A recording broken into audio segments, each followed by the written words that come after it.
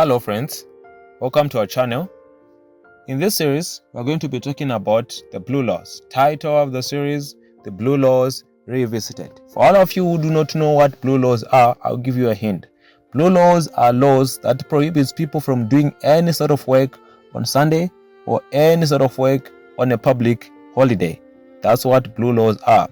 So, we are going to be talking about those Blue Laws, where they came from, how they affect us now, and what we expect to happen in the future in regard to these Blue Laws. Title of the series, as I have mentioned before, The Blue Laws Revisited.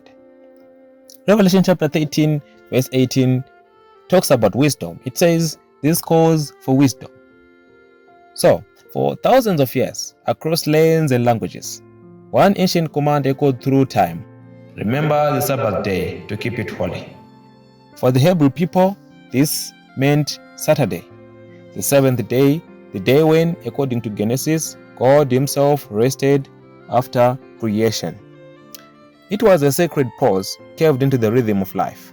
The Sabbath began at sundown Friday and ended at sundown Saturday, a full 24 hours set aside for worship, rest, and rejuvenation of the soul. Jesus of Nazareth, a practicing Jew, honored this Sabbath. So did his disciples. But something radical happened after his resurrection and the death of most of Jesus' apostles. According to Christian tradition, Jesus rose from the dead on the first day of the week, which is Sunday. In honor of this, many early followers began meeting on that day to break bread, pray, and celebrate their new hope. But the Sabbath, the rest of Saturday, was not discarded. People would still meet on Sabbath and sometimes would meet on Sunday, not as a law, but as a memory. Over the next few centuries, something changed. By the early 4th century, Christianity had spread throughout the Roman Empire, and Emperor Constantine saw it a unifying force. In AD 321, he issued a civil decree: on the venerable day of the sun, let the magistrates and people residing in cities rest. This was the first known civil legislation enforcing Sunday rest. Notably, the decree did not mention Christianity or Christ. It referred to the venerable day of the sun, a phrase rooted in Mithric sun worship. Constantine, still deeply influenced by paganism, sought to merge Christianity and pagan practices to stabilize his empire. So, when Constantine said, on the venerable day of the sun, let everyone rest, what he meant was, on the day where pagan people worship the sun, everyone must rest. For the first time in history, Sunday rest became law, not as a command from Christ, but as a mandate from Caesar. It was both a nod to Christian custom and a savvy move to blend Roman sun worship with the rising Christian influence. Several decades later, around 363 to 364 AD, the Council of Laodicea convened in Phrygia.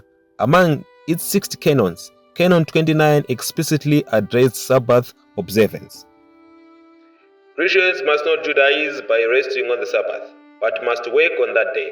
Rather, they should honor the Lord's day and, if possible, rest as Christians. This marked a formal ecclesiastical rejection of Seventh-day Sabbath. The Council, under the growing influence of Roman Church, sought to distance Christianity from its Jewish roots and align it with imperial policy. Sunday was no longer just a holiday, it became a day of law. Whoever shall profane the Lord's day shall be punished by fine, stocks, or whipping. Everything from traveling to baking bread could land you in trouble. And this is where the term Blue Laws enters the story. Some say it refers to the blue paper the laws were printed on. Others think blue meant the strict moralism, as in blue-nosed. Whatever the origin, the impact was real. Over time, the Roman Catholic Church became the dominant religious authority in Europe. It embraced and expanded Sunday observance, not merely as a tradition, but as a mark of ecclesiastical authority. The Catechism of Catholic later confirmed. The Church substituted Sunday for Saturday by the plenitude of that divine power which Jesus Christ bestowed upon her. Catechism. This shift was not based on a direct biblical command, but on the Church's claim to authority. Sunday became a symbol of unity under the church and a test of obedience to its decrees. Centuries later, these ideas crossed the Atlantic. In colonial America, especially in Puritan New England, Sunday observance became law, known as blue laws. These statutes restricted activities on Sunday, from business operations to personal behavior. In 1619, Virginia's General Assembly mandated church attendance on Sundays. Violators faced fines, whipping, or worse. By the 18th century and 19th century, many US states had enacted similar laws, often with the support of Protestant and Catholic groups alike. In 1923, Canada passed the Lord's Day Act, heavily backed by the Ligue du Dimanche, a Roman Catholic Sunday league. In the US, organizations like the Lord's Day Alliance lobbied for stricter Sunday laws, often citing moral and national well-being. Though many blue laws have been repealed or softened, remnants still exist in some US states. Car dealerships remain closed on Sundays. In parts of Europe, Sunday trading is restricted, and in recent years, Catholic voices have called for a revival of Sunday laws, or so-called blue laws, not just for worship, but for societal rest and reflection. This raises a profound question. Are blue laws making a comeback? We're going to be looking at this in our next episodes. Stay tuned and buckle up, for this is going to be a long and fascinating ride.